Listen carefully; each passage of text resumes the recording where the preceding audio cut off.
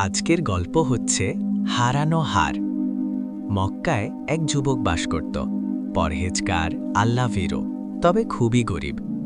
একদিন যুবকটা জীবিকার উদ্দেশ্যে মক্কার গলি দিয়ে হাঁটছিল। হঠাৎ চোখে পড়ল একটা হার পড়ে আছে। আশেপাশে আর কেউ নেই দেখে হাতটা উঠিয়ে নিল। মালিকের খোঁজে হেরেমে এলো। এমন সময় একটা ঘোষণা গোচরীভূত হল, আমি একটা হার হারিয়েছি, কোনো দয়ালু ভাই পেয়ে থাকলে আল্লাহর ওয়াস্তে ফিরিয়ে দেবেন। যুবকটা বললেন, আমি এগিয়ে গেলাম, বললাম, আপনার হারটা কেমন, বর্ণনা দিন তো। বর্ণনা মিলে গেলে হারটা হস্তান্তর করলাম।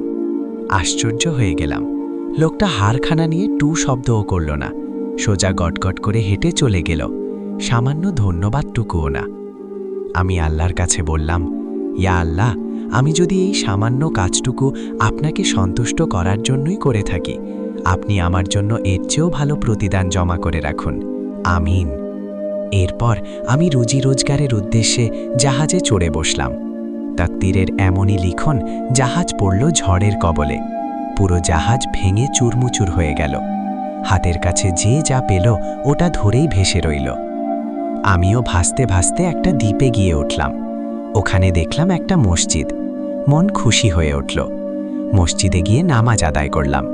আমার তো যাওয়ার আপাতত কোনো জায়গা নেই, ভবঘুরে। মসজিদে একটা কুরআন শরীফ পেলাম। বসে বসে ওটাই তিলাওয়াত করতে শুরু করলাম।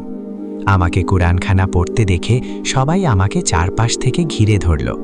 অবাক হয়ে প্রশ্ন করল, আপনি কুরআন পড়তে পারেন? জি, পারি। তারা বলল, আমাদের কাছে এই কুরআন কারীম অনেক দিন ধরে পড়ে আছে, আমরা এটা পড়তে পারি না, আমরা এটাকে পরম যত্নে রেখে দিয়েছি। এক নাবিকের কাছ থেকেই আমরা এটা কিনেছিলাম। আমাদের এই দ্বীপে আগে একজন ছিলেন, তিনি এই কুরআন পড়তে পারতেন। ঠিকঠাক করা ছিল তিনিই সবাইকে কুরআন শিক্ষা দিবেন। এরপর তিনি হজে গেলেন, আর ফিরে আসেননি। এখন আপনি আমাদেরকে, আমাদের সন্তানদেরকে কুরআন শিক্ষা দিন। আমি দ্বীপের বাচ্চাদেরকে কুরআন করিম শিক্ষা দিতে লাগলাম, তাদেরকে অন্যান্য লেখাপড়াও শেখাতে থাকলাম।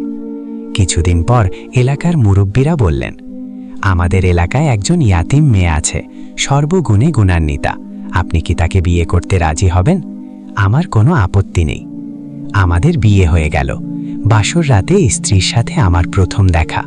আমি তাকে দেখে কিংকর্তব্য বিমূঢ় হয়ে গেলাম। দেখলাম তার গলায় মক্কায় কুড়িয়ে পাওয়া সেই হার ঝুলছে। জানতে চাইলাম, এই হার তোমার কাছে কিভাবে এলো? নববধূ লাজুক মুখে উত্তর দিল, আমার আব্বু সেবার হজে গেলেন, দুর্ভাগ্যক্রমে